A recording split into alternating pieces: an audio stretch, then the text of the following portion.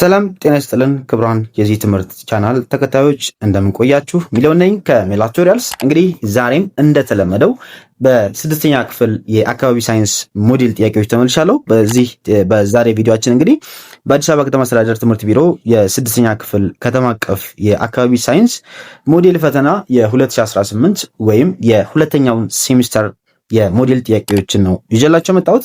እንግዲህ እነዚህን ጥያቄዎች እየሰራን ቆይታ እናደርጋለን። ማብራሪያዎችንም የምታገኙበት ይሆናል ማለት ነው። ከዚህ ባሻገር እንግዲህ ይህንን ቪዲዮ የምታዩ የዚህ ትምህርታዊ ቻናል ተከታዮች እንግዲህ ይህ ቻናል በጣም በርካታ ጥያቄዎችን እየሰራን በርካታ ተማሪዎችን እያገዝን የምንገኝበት ቻናል ነው። ይህንን ቻናል እንግዲህ አዲስ ከሆናችሁ ብዙ ትምህርት የምታገኙበት ብዙ የምትታገዙበት ቻናል ነው። ይህንንም ታሳቢ በማድረግ ቻናሉን ሰብስክራይብ አድርጉ፣ ቤተሰብ ሁኑ እያል ወደ ዛሬ ቪዲዮ እገባለሁ ማለት ነው።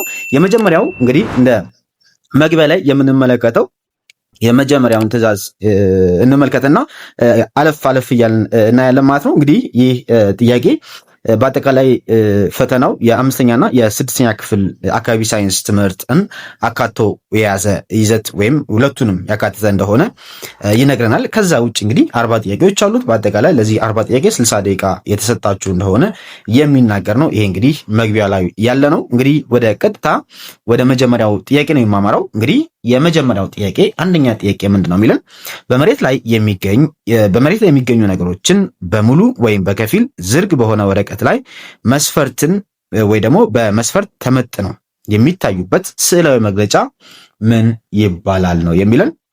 የዚህ ጥያቄ እንግዲህ መልስ ሊሆን የሚችለው በዝርግ ወረቀት ላይ የሚሳልና በመስፈርት ወይም ስኬል ተደርጎ የሚቀመጥ ተመጥኖ የሚገኝ ወይም የሚሰጠን ስዕላዊ የሚል ወይም ስዕላዊ መግለጫ የሆነ ምንድነው ለላይ የሚገኘው ካርታ የሚለው ይሆናል ማለት ነው።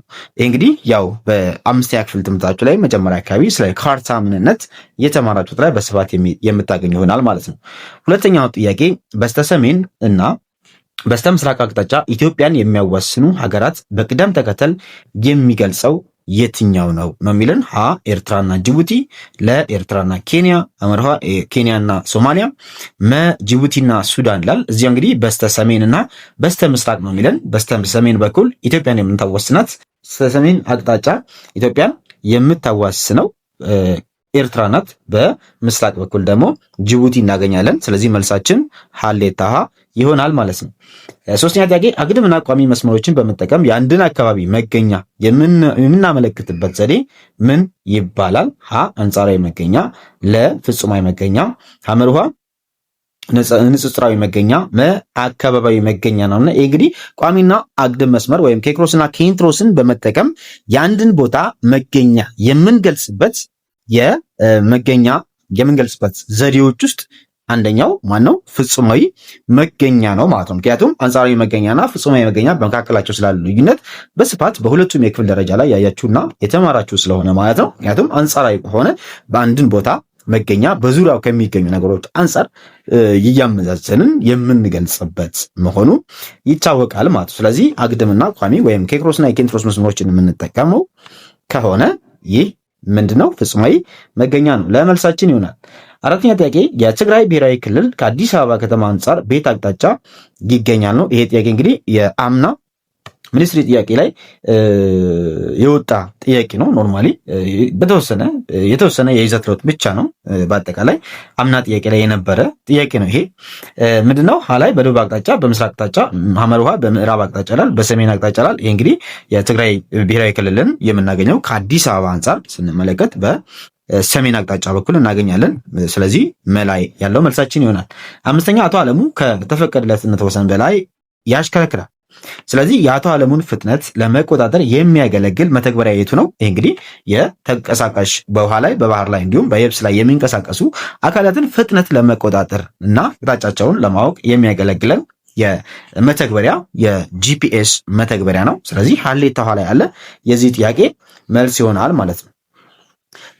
ስድስተኛ ጥያቄ ከምግብ ጋር አብሮ ወደ ጨጓራችን የሚገኙ ጀርሞችን ምግብ ጋር አብሮ ወደ ጨጓራችን የሚገኙ ወይ የሚገቡ ጀርሞችን የሚያጠቃ በጨጓራ ውስጥ የሚገኝ አሲድ ምን ይባላል ነው።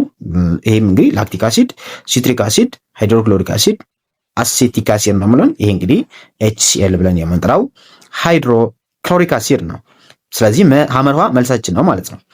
ሰባተኛ ጥያቄ የአንድን ሳጥን ርዝመት 4 ሴንቲሜትር ወርዱ 3 ሴንቲሜትር እና ቁመቱ 3 ሴንቲሜትር ቢሆን ይዘቱ ስንት ይሆናል ነው የሚለን። ይሄ ማለት እንግዲህ ይዘት የሳጥኑን ይዘት ለመፈለግ ርዝመቱ ሲባዛ ወርድ ሲባዛ ቁመት ነው የምናደርገው። ስለዚህ ወይም ያው ሌንግዝ ታይምስ ዊድዝ ታይምስ ሃይት ብለን የምንጠራው እንጠቀማለን ማለት ነው። ስለዚህ ሶስቱን ስናባዛው 3 ሲባዛ 4 12 ነው፣ ሲባዛ በ3 36 ሴንቲሜትር ኪዩብ ይሆናል ማለት ነው።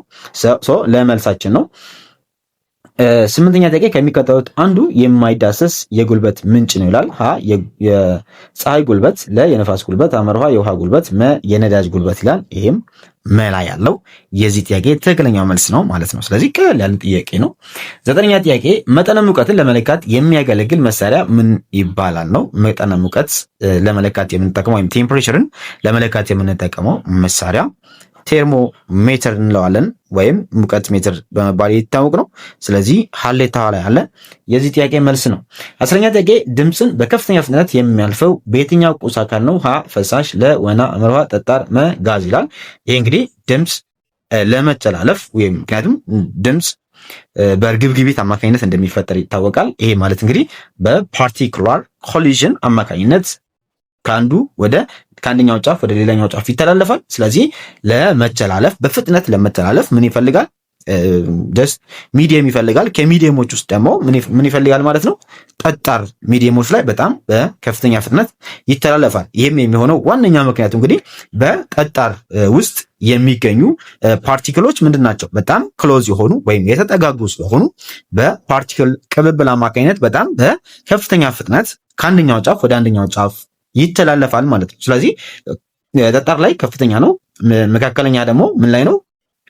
ፈሳሽ ላይ መካከለኛ ነው። ከዛ ጋዝ ላይ ደግሞ በጣም በአነስተኛ መጠን ይተላለፋል። ወና ይላል። ወና ውስጥ እንግዲህ ወይም ቫኪዩም ነው። በዚህ ውስጥ ምንም አይነት ድምፅ እንደማይተላለፍ እንግዲህ በግልጽ የሚታወቅ ነው ማለት ነው።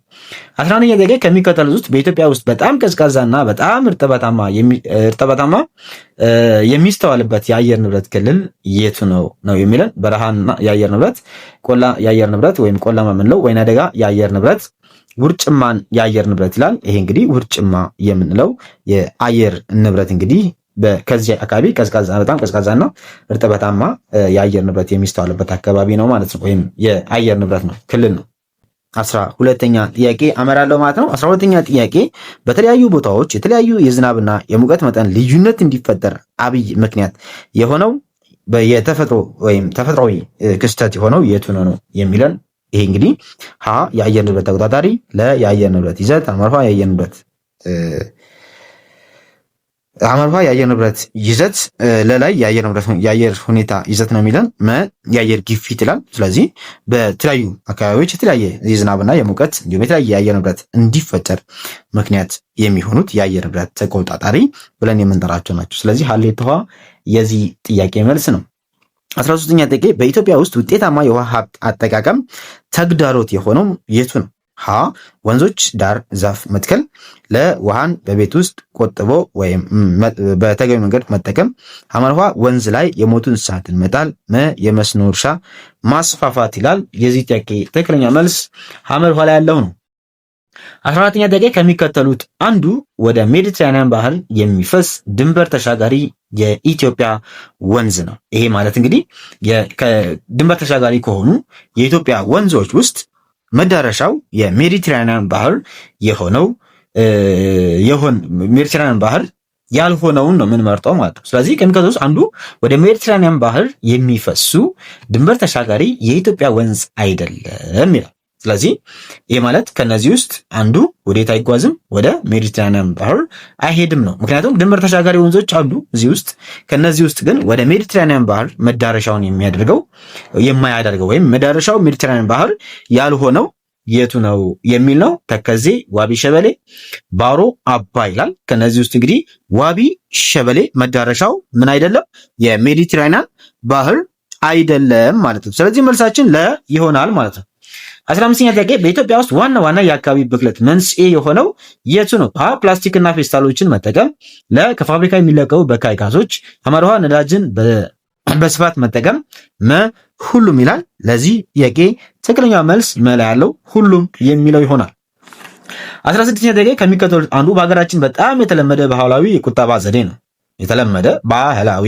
ስለዚህ መድን፣ እቁብ፣ ባንክ፣ አክሲዮን ይላል። እዚህ ላይ ከምታያቸው ከእቁብ ውጭ ያሉት ጀስት ዘመናዊ ብለን የምንጠራቸው ተቋማት ናቸው፣ ወይም ዘመናዊ ተቋማት ናቸው በአጠቃላይ ማለት ነው። ስለዚህ እዚህ ውስጥ እቁብ ብለን የምንጠራው በሀገራችን በጣም የተለመደና በአሁን ድረስ በስፋት በሀገራችን ህዝቦች መካከል ያው ይሄ መተባበርን የሚያሳይና ባህላዊ የቁጠባ ዘዴ ነው ማለት ነው። 17ኛ ጥያቄ በኢትዮጵያ በዩኔስኮ በዓለም ቅርስነት የተመዘገበው የማይዳሰስ ባህላዊ ቅርስ የቱ ነው ይላል። 17ኛ ጥያቄ ሀ ፊቼ ጨምበላላ፣ ለ የቡሄ ጭፈራ፣ ሐመርሃ አሸንድዬ፣ መሶለል ይላል። ይሄ እንግዲህ በዩኔስኮ ከተመዘገቡ ወይም በዓለም ቅርስነት ከተመዘገቡ የማይዳሰሱ ባህላዊ ቅርሶች ውስጥ የሚመደበው የሲዳማ የዘመን መለወጫ ወይም ፊቼ ጨምበላላ ብለን የምንጠራው ነው፣ ሀሌቷ ላይ የሚገኘው ማለት ነው። 18ኛ ጥያቄ ኢትዮጵያን ለውጭ ገበያ ከምታቀርባቸው የእርሻ ውጤቶች ውስጥ የማይመደበው የቱ ነው? ሀ ቡና፣ ለ አበባ፣ ሐመርሃ ሰሊጥ፣ መ ኤፍ ይላል። እንግዲህ መላይ የሚገኘው ኤፍ ኢትዮጵያ ለውጭ ገበያ ከምታቀርባቸው የእርሻ ወይም የግብርና ውጤቶች ውስጥ የማይመደብ ነው ማለት ነው። 19ኛ ጥያቄ ላይ ደረስኩኝ። 19ኛ ጥያቄ እንግዲህ ሰዎች የሚያገኙትን የምግብ መጠን የሚያስፈልጋቸው መጠን አይነት በታች ሲሆን የሚከሰተው ችግር ምንድን ነው ይላል። እንግዲህ ሀ ረሃብ፣ ለ ፍልሰት፣ ሐመርሃ ስደት፣ መ ድርቀት ነው ብለን ይሄ ማለት እንግዲህ ያው የምግብ እጥረት ረሃብ ስንል የምግብ እጥረት ብቻ እንዳልሆነ የሚያሳይ ነው ማለት ነው ይህ ጥያቄ። ምክንያቱም ያው ረሃብ ሲባል የሚበላ ምግብ ማጣት፣ ከዛ ባሻገር እንግዲህ የተመጣጠነ ለሰውነት አስፈላጊ የሆነ መጠን ምግብን ማጣትንም ያመለክታል ማለት ነው። ወይም ለሰውነታችን ተስማሚ የሆኑ ንጥረ ነገሮች ያላሟላ ምግብን ማግኘት ያው ከረሃብ ጋራ የተገናኘ ነው። ስለዚህ ሀሌታ ላይ ያለው መልሳችን ነው። 20ኛ ጥያቄ የወይዘሮ አልማዝ ቤት የሚገኘው በስተሰሜን ካለው ተራራ አጠገብ ነው። የወይዘሮ አልማዝ ቤት ለመግለጽ የተጠቀመው የመገኛ ዘዴ የቱ ነው? የወይዘሮ አልማዝ ቤት የሚገኘው በስተሰሜን ካለው ተራራ አጠገብ ነው። ሀ ፍጹማዊ መገኛ፣ ለአካባቢ መገኛ፣ ሐመርሃ አንጻራዊ መገኛ፣ አቅራቢያዊ መገኛ ይላል። ይህም አንጻራዊ መገኛ ነው። ምክንያቱም ከተራራው አንጻር የወይዘሮ አልማዝ ቤት የሚገኝበትን አቅጣጫ እየነገረን ስለሆነ ማለት ነው። ሐመርሃ መልሳችን ነው። 21ኛ ጥያቄ ተማሪ ሮቤል አንድን ሀገር በካርታ ላይ ለማሳየት ከ15 ዲግሪ ደቡብ ኬክሮስ እና 45 ዲግሪ ምስራቅ ኬንትሮስ መጠኖችን ተጠቅሟል። ይህ ሀገር በምን አይነት ክልል ውስጥ ይገኛል ነው? ሰሜን አፍሪካ፣ ደቡብ አፍሪካ፣ ምዕራብ አፍሪካ፣ ምስራቅ አፍሪካ ይላል። ያ ማለት እንግዲህ 45 ዲግሪ ምስራቅ ኬንትሮስ ላይ የሚገኝ ሀገር ምን ላይ ነው የምናገኘው? በምስራቅ አፍሪካ ቀጠና ውስጥ እናገኘዋለን ማለት ነው። 22ኛ ጥያቄ ማርታ ከኢትዮጵያ ተነስታ ወደ ደቡብ አቅጣጫ ስትጓዝ በመጀመሪያ የምታገኘው የምስራቅ አፍሪካ ሀገር የትኛው ነው? ሀ ኤርትራ፣ ለጅቡቲ፣ ሐመርሃ ኬንያ፣ ታንዛኒያ ይላል። ይሄ እንግዲህ በኢትዮጵያን በስተ ደቡብ አቅጣጫ ወይም ስንጓዝ የምናገኘው ወይም ኢትዮጵያን በደቡብ በኩል የምታዋስናት የምስራቅ አፍሪካዊት ሀገር ኬንያ ናት። ስለዚህ ሐመርሃ መልሳችን ነው። 23ኛ ጥያቄ ከሚከተሉት ውስጥ በአፍሪካ ካርታ የምስራቅ አፍሪካን ፍጹማዊ መገኛ የሚያመለክተው የቱ ነው? ይሄም እንግዲህ ሀ ከ18 ዲግሪ ሰሜን እስከ 27 ዲግሪ ደቡብ ኬክሮስ እና ከ22 ዲግሪ እስከ 22 ምስራቅ እስከ 52 ምዕራብ ኬንትሮስ ይላል። ለ ከ18 እስከ 27 ከ18 ሰሜን እስከ 27 ደቡብ ኬክሮስ እና ከ22 ዲግሪ ምስራቅ እስከ 51 ዲግሪ 28 ደቂቃ ምስራቅ ኬንትሮስ ላይ ይገኛል። የዚህ ጥያቄ መልስ ያው ለላይ ያለው የዚህ ጥያቄ መልስ ነው ማለት ነው። 24ኛ ጥያቄ ላይ ደረስን። 24ኛ ጥያቄ ከሚከተሉት ውስጥ ተመራማሪዎች ስለተለያዩ በሽታዎች መከሰት ትንበያ ለመስጠት የሚያስችላቸው የካርታ መተግበሪያና መፈለጊያ የሆነው የቱ ነው? ሀ ጉግል እርዝ፣ ለጉግል ካርታ፣ ሐመርሃ ንድፍ ካርታ፣ ጂፒኤስ ይላል። የዚህ ጥያቄ መልስ ሀሌታ ላይ ጉግል እርዝ ነው። ጉግል እርዝን በመጠቀም ነው እንግዲህ የተለያዩ በሽታዎች መከሰትን ትንበያ ለመስጠት የተለያዩ ሳይንቲስቶች የሚጠቀሙት ወይም ተመራማሪዎች የሚጠቀሙት ማለት ነው። 25ኛ ጥያቄ ከሚከተሉት ውስጥ በትክክል የደም አይነትና ተግባሩን አጣምሮ ያላዘው የቱ ነው? ሀ ቀይ የደም ህዋስ፣ አልሚ ምግብና ኦክሲጅን ማሰራጨት፣ በትክክል። ለነጭ የደም ህዋስ ሰውነታችን ከበሽታ መከላከል በትክክል። ፕላዝማ ቀይና ነጭ የደም ህዋስ እንዲመረት ያደርጋል ሐሰት። ፕሌትሌትስ የደም መፍሰስ ወይም የሚፈስ ደም እንዲረጋ ያደርጋል እውነት። መልሳችን ሐመር ውሃ ይሆናል። 26ኛ ጥያቄ በምጋትና በኢምጋት ጊዜ በመቶኛ ተመሳሳይ መጠን ያለው ጋዝ የቱ ነው? ይሄ ሀ ናይትሮጅን፣ ኦክሲጅን፣ ካርቦን ዳይኦክሳይድ፣ የውሃ ትነት ይላል። ይሄ እንግዲህ የዚህ ጥያቄ መልስ ሀሌታዋ ላይ ያለው ናይትሮጅን ነው። ናይትሮጅን እንግዲህ በከባቢ አየር ውስጥ እንደሚታወቀው የ78% ወይም የ78 በመቶ ድርሻ ቢኖረውም እንኳ በሰውነታችን ስርዓተ ትንፈሳ ውስጥ በቀላሉ ሊወሰድ ወይም ጥቅም ላይ ከማይውሉ የጋዞች ውስጥ የሚመደብ ነው። ይህም እንግዲህ ናይትሮጅን ወይም ናይትሮጅን ኤን2 በመካከላቸው የሚገኘው ትሪፕል ቦንድ ወይም በሶስት ቦንድ ሁለቱ ናይትሮጅን አተሞች የተገናኙ በመሆኑ በቀላሉ ያንን ሰብሮ ለሰውነታችን ጥቅም ላይ ማዋል ስለማንችል ያንን ማድረግ አንችልም፣ ወይም በሰውነታችን በቀጥታ ጥቅም ውስጥ አይውልም ማለት ነው።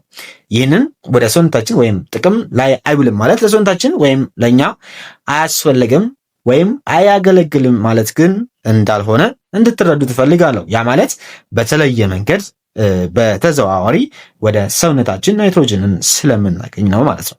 ኦክሲጅንን ስንመለከት ያው አነስተኛ ወይም በርካታ መጠን ይገባል፣ አነስተኛ መጠን ይወጣል። ይህም በሰውነታችን ጥቅም ላይ ስለሚውል ማለት ነው። ካርቦን ዳይኦክሳይድም አነስተኛ መጠን ይገባል ከሰውነታችን ሲወጣ፣ ወይም በኢምጋት ጊዜ ግን መጠኑን ጨምሮ ይወጣል። ወይም ከ0.04 ወደ 4% አድጎ ነው የሚወጣው። ይህም የሚሆነው እንግዲህ በዋናነት ሰውነታችን ውስጥ ተጨማሪ ካርቦን ዳይኦክሳይድ ስለሚመረት ነው ማለት ነው።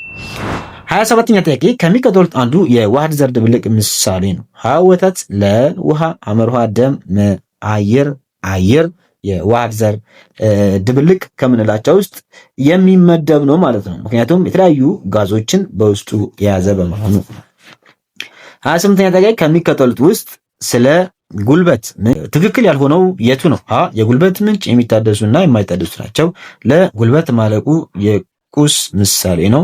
ሐመር ውሃ የፀሐይ ብርሃን ዋና የምድራችን ጉልበት ምንጭ ናት። ጉልበት ከአንድ የጉልበት አይነት ወደ ሌላ ጉልበት አይነት ይቀየራል። የዚህ መልስ ለላይ የሚገኘው ጉልበት ማለቁ የቁስ ምሳሌ ነው የሚለው ትክክል ያልሆነው ነው ማለት ነው። 32ኛ ጥያቄ ወፍራም ጠንካራና ረጅም ግንድ ያላቸው የዛፍ አይነት ውስጥ የማይመደበው የቱ ነው? ሀ ዝግባ፣ ለዋንዛ፣ ሐመር ውሃ አጋም፣ ለባህር ዛፍ ይላል። የዚህ ጥያቄ መልስ ሐመር ውሃ ያለው አጋም ነው። ምክንያቱም አጋም ከቁጥቋጦ ውስጥ የምንመድበው ነው። በምስራቅ አፍሪካ ውጤታማ የሐይቆች አጠቃቀም ላይ ተግዳሮት የሆነው የቱ ነው? ሀ የሐይቆች በደን ለመሙላት፣ ለፕላስቲክና በካይ ፈሳሾች ወደ ሐይቅ መግባት፣ መጤ እጽዋት በሐይቅ ውስጥ መከሰት፣ ሁሉም መልስ። ሐመር ውሃ መጤ እጽዋት በሐይቅ ውስጥ መከሰት ሁሉም መልስ ነው። መልሳችን ነው። 34ኛ ጥያቄ ከሚከተሉት ውስጥ በምስራቅ አፍሪካ የማዕድን አጠቃቀም ችግር የሆነው የቱ ነው? ሀ የቴክኖሎጂ እጥረት፣ ለ የሰው ኃይል መብዛት፣ ሐመር ውሃ መሰረተ ልማት መሟላት፣ የሀገር ውስጥ ፍላጎት መጨመር ይላል። እዚህ ውስጥ ከተቀመጡት እንግዲህ የቴክኖሎጂ እጥረት የምስራቅ አፍሪካ ማዕድን አጠቃቀም ተግዳሮት ወይም እንደ ችግር የተቀመጠ ነው ማለት ነው። የሰው ኃይል መብዛት ይላል። የሰው ኃይል በዚህ ዘርፍ ላይ አናሳ መሆኑ የተጠቀሰ ነው። መሰረተ ልማት አለመሟላት ነው።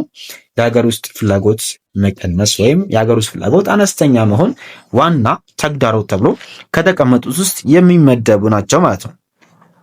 35ኛ ጥያቄ ኑቢያን ከግብፅ ባርነት ነፃ ከወጡ በኋላ ያቋቋሙት መንግስት ምን ይባላል? ሀ የሜሮይ መንግስት፣ ለ የኩሽ መንግስት፣ ሐመር ውሃ የአክሱም መንግስት፣ የዛጉዌ መንግስት ይላል። ይህም የኩሽ መንግስት የሚለው ሌላ ያለው መልሳችን ነው። የአስመራ ከተማ በዩኔስኮ ታሪካዊ ከተማ በመባል በዓለም ቅርስነት የተመዘገበችበት ምክንያት ምንድን ነው? ሀ በእድሜ ጠገብ ህንፃዎቿ፣ ለ ከኢትዮጵያ ስለተገነጠለች፣ ሐመር ውሃ በጣሊያን ቅኝ ግዛት ስለተገዛች፣ ሐመር ውሃ የአክሱም ሐውልት መገኛ ስለሆነ ይችላል። የዚህ ጥያቄ መልስ ሀሌታዋ ላይ ያለው በእድሜ ጠገብ ህንፃዎቿ የሚለው ነው። 37ኛ ጥያቄ በምስራቅ አፍሪካ የቅርስ ምጣኔ ሀብታዊ ጠቀሜታ ያልሆነው የቱ ነው? ሀ የፈጠራ ስራን ለማጎልበት፣ ለ የወደፊት የእድገት አቅጣጫን ለመተንበይ፣ ሐመር ውሃ የምጣኔ ሀብት አቅምን ለማሳደግ፣ ቱሪዝምን አያበረታታም ይላል። እንግዲህ የምጣኔ ሀብት ቅርስ ጠቀሜታ ያልሆነው ቱሪዝምን አያበረታታም የሚለው መላ ያለው መልሳችን ነው። 39ኛ ጥያቄ አበራሽ ወደ ትምህርት ቤት እየሄደች ሳለ ለፍላጎቷ ከማታውቀው ወንድ በጋብቻ ተወሰደች። አበራሽ ላይ የተፈጸመው ጎጂ ልማዳዊ ድርጊት ምን ይባላል? ሀ ያላቻ ጋብቻ፣ ለ የጠለፋ ጋብቻ፣ ሐመርኋ የሴት ልጅ ግርዛት፣ መ የሴት ልጅ ክብር ይላል። ለላ ያለው የጠለፋ ጋብቻ የሚለው የዚህ ጥያቄ መልስ ነው። 40ኛና የመጨረሻው ጥያቄ ከሚከተሉት ውስጥ ድርቅን ለመቋቋም የማያገለግል አገር በቀል ዘዴ የቱ ነው? ሀ እህልን በጎተራ መድርጎ ማስቀመጥ፣ ለዘመናዊ የአስተራረስ ዘዴን መጠቀም፣ ሐመርሃ በረጅም ጊዜ የሚደርሱ የሰብል አይነት መዝራት፣ መ የውሃ ሀብትን ማቆር ይላል። የዚህ ጥያቄ ትክክለኛው መልስ ሐመርሃ ላይ ያለው በረጅም ጊዜ የሚደርሱ የሰብል አይነቶችን መዝራት ነው ይላል። ይህ እንግዲህ ሀገር በቀል ከሆኑት ድርቅን ለመቋቋም ከሚያገለግሉ ዘዴዎች ውስጥ ከተቀመጡት ውስጥ በአጭር ጊዜ የሚደርሱ የሰብል አይነቶችን መዝራት የሚል ይሆናል ማለት ነው። ይህንን ለረጅም ጊዜ የሚደርሱ በሚል አምጥቷል። ስለዚህ ይህ ጥያቄ ለዚህ ትክክለኛው መልስ ሐመርሃ ላይ ያለው ይሆናል ማለት ነው። እንግዲህ ለዛሬ ይዣቸው የመጣሁት የአካባቢ ሳይንስ የ2018 ዓ.ም የሁለተኛው ሴሚስተር ወይም የመጨረሻው የትምህርት ቢሮ የሞዴል ጥያቄዎች እነዚህን ይመስሉ ነበር። እንግዲህ እነዚህን ጥያቄዎችን ተንተረሳችሁ ትክክለኛው ወይም ለዋናው ሚኒስትሪ ኦልሬዲ የተወሰነ ሳምንታት ነው የቀራችሁ። እንግዲህ ዝግጅታችሁን እንደዚህ የተለያዩ በርካታ ያሉ ጥያቄዎችን እየሰራችሁ እንድታሳልፉና ለፈተናችሁ በሙሉ ኮንፊደንስ እርግጠኛ ሆናችሁ ራሳችሁን ዝግጁ አድርጋችሁ ለፈተናችሁ እንድትቀርቡና ምዘናችሁ ላይም በጣም የተሻለ ውጤት አምጥታችሁ በሚቀጥለው ዓመት በሚቀጥለው የክፍል ደረጃ አገኛችኋለሁ። እስከዛ ድረስ ከልብ ስለነበረን ቆይታ ከልብ አመሰግናለሁ። በሚቀጥለው በሌላ ቪዲዮ አገኛችኋለሁ። እስከዛ ድረስ ክፉ አይንካችሁ። ቸር ቆዩልኝ።